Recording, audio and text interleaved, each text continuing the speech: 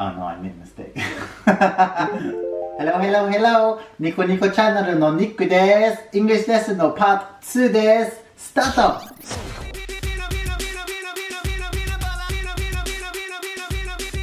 はい、皆さんは食べ過ぎちゃった、飲み過ぎちゃったっていう経験は人生一度はありませんか？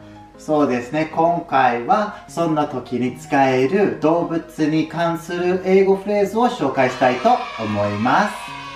はい、最初はホースです。はい、馬です。ホースのフレーズは eat like a horse というフレーズです。でそれ、そのまま直訳すると、馬のように食うっていうフレーズになるんですけれども、もしかしたらそれピンとこないかもしれないんですので、簡単に日本語に訳すと、食べ過ぎることですね。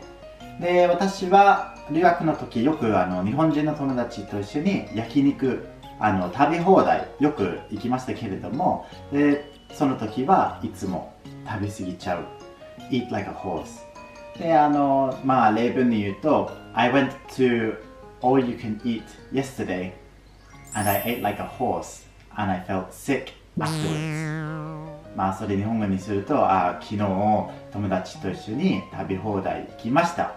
食べ過ぎちゃって途中で気持ちが悪くなっちゃったっていう意味になります。で、そういう使い方ですね。I ate too much, I ate like a horse, and I felt sick. はい、ホースでした。続きましては、フィッシュ、魚。フィッシュのフレーズです。で、フィッシュのフレーズは何かというと、drink like a fish。drink like a fish。で、drink like a fish を直訳すると、魚のように飲むってフレーズになるんですけれども、ちょっとイメージできますか？わかりますか？そうですね。飲みすぎるという意味ですね。drink like a fish は飲みすぎということですね。そうですね。また留学の時は私よく日本人の友達と一緒に居酒屋へ行って、で、飲みすぎちゃったっていうエピソードたくさんありました。そして、例文にすると、Yesterday, I went to all you can drink with my friends. I drank like a fish, and I have a terrible hangover this morning. というフレーズですね。でそれ日本語にすると、昨日友達と一緒に飲み放題に行ってきました。そしたら、飲みすぎちゃって、今日はものすごい、ハングオーバー、二日酔いです。という使い方ですね。そうですね、もしかしたら今度の金曜日皆さんは飲みすぎる可能性はもしかしたらあると思うんですのでこのフレーズを使っていただければすごい嬉しいです。はい、フィッシュでした。一つ補足あります。もう一つ言わせてください。そうですね、先ほどご紹介いたしました eat like a horse というフレーズありますけれども、で違う言い方でもあります。でそれは eat like a pig。eat like a pig。